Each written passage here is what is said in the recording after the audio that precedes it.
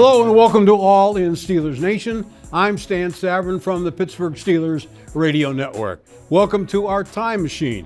And it's my great pleasure to welcome in one of the great Steeler linebackers, and that's saying something, of all time, Levon Kirkland. Levon, it's great to see you. You just don't look any different. You don't.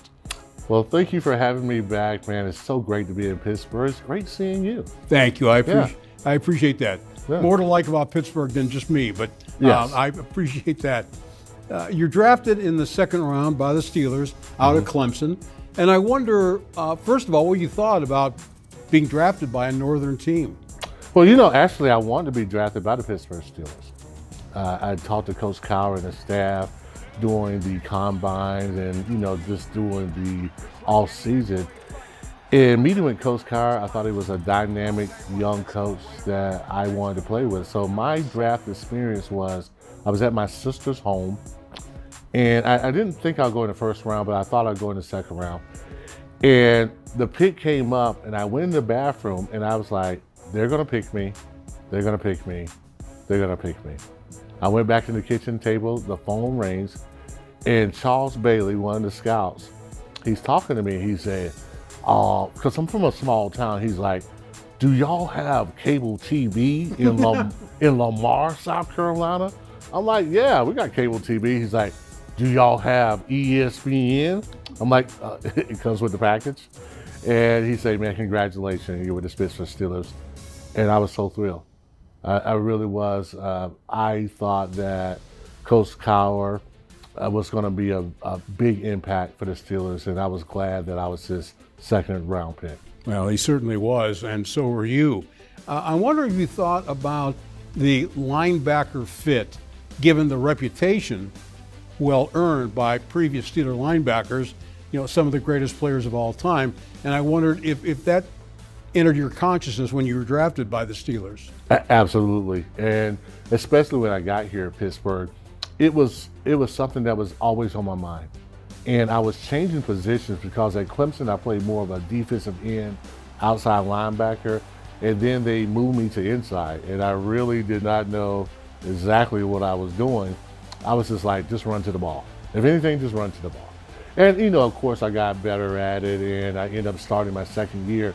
But I really thought about, man, you're playing the position that Jack Lambert played, David Little, Merriweather, some other guys that played the linebacker position to its finest. I was like, you got to make sure that, you play up to that level. So I definitely took ownership of that. And having the defensive mind coaches that we had, like Coach Cowher, Don Capers, Dick LeBeau, Marvin Lewis at the time, it really challenged me, because it was a position that I wasn't very familiar with. It was the position of Jack Lambert, and right. Outside, Jack Ham and Andy Russell and so on and so forth. But you came in with a group of four that might have been certainly equal to one of the greatest tandems in NFL history, with Quiver and Quake and Chad Brown for a while. Right, yeah. Well, I tell you what, we really did have a great linebacker core. I thought that it really started with Greg and Kevin, because those guys were seasoned pros. Chad and I were very young. I was only in my second year. He was in his first year. So we really looked up to those guys to kind of show us the way. And it really worked out. And one of the cool things was we looked at film, and we kind of looked at it from our perspective. No coaches in there. So after the practice was over with, Kevin would drag me and Chad, and Greg would later join us, and we would talk about the game. And I really felt that's the reason why we were so good. We kind of say, hey, in this situation, I'm gonna do this. What do you think you're gonna do? Yeah, I'm gonna do this. But if you do this, then I can do this. So it was really a collaboration between the four of us. And Chad and I just wanted to be the best that we possibly can be. And we had two great examples. So it was a fun time playing with that defense and the scheme that we ran with the blitz zones that we did. It was a lot of fun. Do you think the way the game is being played now, getting away from guys at your size with middle linebackers who can cover tight ends, not that you couldn't, but it's a speed game, it's a passing game now. Do you think that there would be room for you to play in today's game? Maybe not, but I'm thinking that with the training and everything that's going on now, I think guys who played in an era could adjust. So I think I probably could adjust, but I probably couldn't have been that size because most coaches would have probably been like, no, I don't think he can play it. And I was fortunate to be with the Steelers because they didn't really look at my size. They just like, man, this guy can play. He can move. We watch him do it every day. And so they didn't have a bias. I think most coaches may have a bias about it, and they probably wouldn't have gave me the opportunity to do it. When you look back on your career, everybody wants to go to a Super Bowl, which you did. Everybody wants to win the Super Bowl, which you came close to doing. But when you look back at opportunities and opportunities lost, the loss to San Diego in '94, you were big favorites in that game. San Diego was not expected to be there. It might have been certainly one of the most devastating losses on a Pittsburgh field of all time. What are your thoughts about that game and what went wrong? I think it was a lesson in making sure you respect your opponent. I thought that we really didn't do a good job of respecting San Diego. We thought like, it's going to be a cakewalk. We're going to go in here and we're going to win our Super Bowl. And we had a great team that year. It was probably a little better than the team we had the year we did go to the Super Bowl. But I thought we didn't really play them well, and we didn't put them away. I mean, we came out and we scored, and we were probably leading the game the whole time, but we just didn't put them away. It was 13-3 in the third quarter. Right, and they got this big play with the tight end down the middle. Alfred Papunu. Yeah, and it was a fake little counter, and I think we all bid up, and he got behind us, and then the deep pass later on. And I mean, we played hard enough, but I don't think mentally, I don't think our mindset was really about, hey man, whoever you play, you got to go in there, you got to play them hard. And it was amazing because we did it all season. I mean, we kind of dominated the season. That's when the Blitzburg defense really, really flourished. But I think we came in thinking that it was going to be a cakewalk, and we just wasn't mentally in it, and they were. San Diego was, and they played hard, and they made enough plays to beat us. And I have talked to some of your former teammates about this. Do you think that losing that game in the '94 AFC Championship game was sort of a springboard to '95 to this time, even though it was scary against Indianapolis there at the very end? Do you think that the loss in '94 served as any kind of momentum, any kind of a springboard into the '95 season? Absolutely. It's kind of funny. We started off slow. We started off 3-4 that year. We went on a bye week. We come back and the board is cleared, and everybody's like wondering, why is the board clear? And Coach Cowher really did an amazing job of resetting our mindset and saying, hey, listen, forget about the 3-4 record. We're going to start over. We're going to start the season over. This is our first game. And we won that first game against Jacksonville, who beat us earlier. And then we go to Chicago and we win an overtime game in Chicago. That puts us at 2-0. We really start buying in to, man, okay, maybe there's something to it. And then Greg Lloyd, to his credit, was like, as a team, we're going to hang together. We're going to go out together. We're going to do some things together as a team. I don't care if you're married. I don't care whatever. Tell your wives that we're going to hang together. And we started hanging together, and we started to get to know each other, not just on the field. I thought we were a pretty close team, but that year we became closer because guys started really talking to each other, whether on the offense or defense, and we started really playing for each other. And I think we ran off maybe 8 games. We were like 8-0, and then we lost to Green Bay at the very end.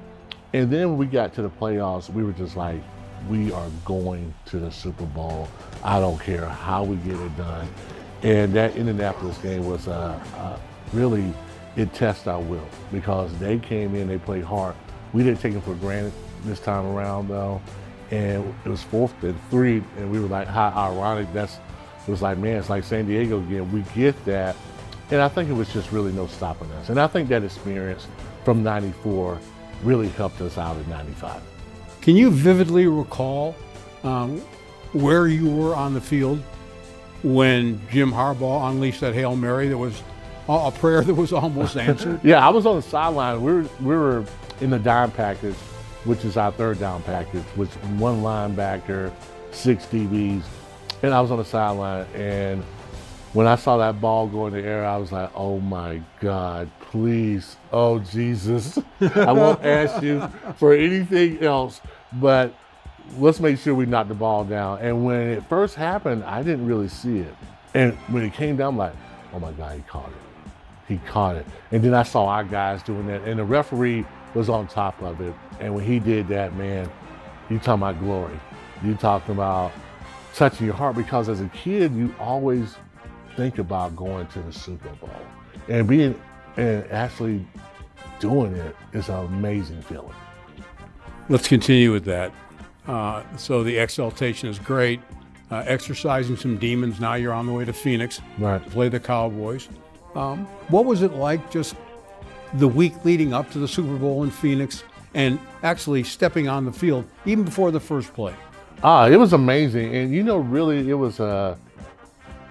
was really a transforming year for me as a linebacker, because I adapted, the role of, I don't care what I do, I'm just going to play to win. And we had the other linebackers, and we were getting a lot of recognition.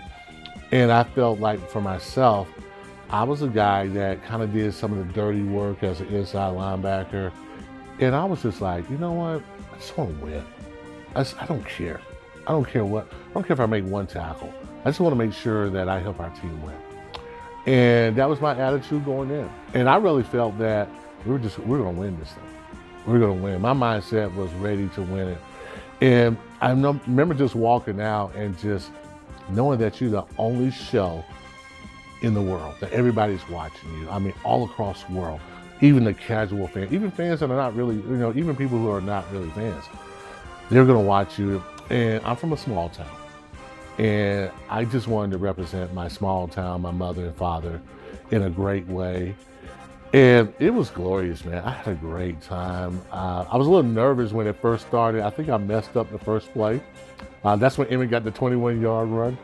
And it just kind of settled down. And it was something that I did in my backyard, 1,000 times, playing that Super Bowl. And it settled down.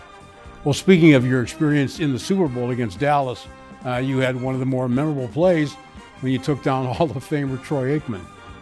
Yeah, it was a play called Close Zero Zone Y. And as I called the play, I was like, yes, I'm about to make a big play. And as we went through it, it's really the defensive end is going all the way to the A gap. I'm going into the B gap, and the outside linebacker is going to the outside. And it would usually confuse a lot of people a lot of times. And I went through, and I'm wide open, and I'm like, oh, I'm going to get him. And the thing was, Emmett saw me at the last minute. He came to cut me, and I saw him, and I kind of just jumped over, and I reached for Troy. And I was able to kind of whiff him, and he went down. But I tell people, if Emmett, it was actually Emmett making a really good play, because if he didn't, I probably would have knocked Troy into the next week. I mean, I had a bead on him, but it was a great play. I thought that was the play that was going to turn it around. It was something that I thought about ever since I was a little kid, 11 years old, about making a big play.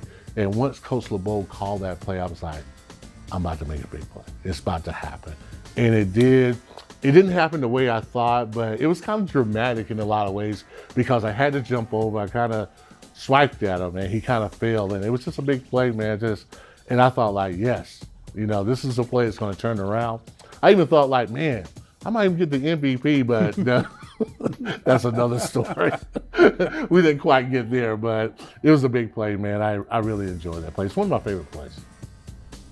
You finished your career with Seattle and Philly, Mm-hmm. but here you sit wearing a Pittsburgh Steelers shirt. Right. Now, is this a matter of you can take the guy out of Pittsburgh, but you can never take the Pittsburgh out of the guy? Exactly. Once a Steeler, always a Steeler.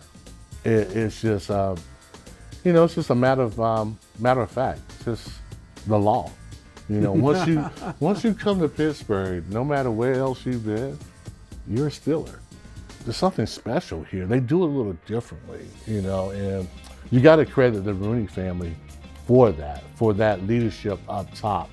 And then we had a great coach in Bill Cowher that also had that vision. And as players, we kind of took that. You really took it seriously about being in the black and gold. Like, even though I played for other teams, which was a good experience, it's nothing like being a Pittsburgh Steelers. Levon, it was great to sit down and chat with you. So great to get together once again. Yeah. You're such a great player and a great individual and a great person and human being. You're a credit to the Steelers and the entire city of Pittsburgh. Thank you so much. I mean, I am so humble to be thought of in that way. I am. I never really thought of myself as a big-time player or anything like that.